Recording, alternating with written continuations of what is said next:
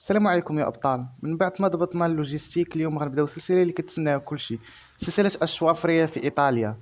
الا كنتي شيفور او باغي تولي شيفور، هاد الدروس غيخليوك تهضر مع الميكانيكي والشيف ديالك بكل ثقه. يلا ورقه وستيلو وبدا معايا. اول درس: الشاحنه، كاميون، اوتوكارو. كاميون، اوتوكارو. فين كيجلس الشيفور؟ كابينه. كابينة. الرمورك، المقطورة، ريموركيو. ريموركيو. الراس، المحرك اللي كيجر، موتريتشي. موتريتشي.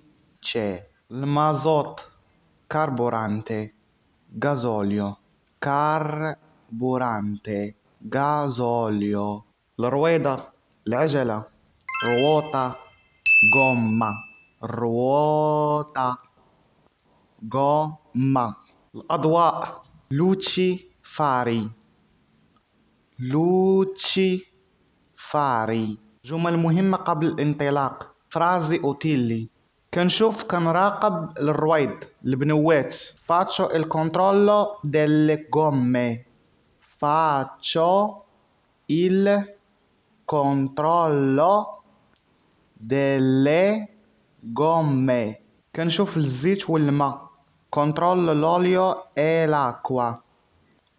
controllo l'olio e l'acqua. الشاحنة واجدة. il camion è pronto. il camion è pronto. غادي نمشي ندير المازوت.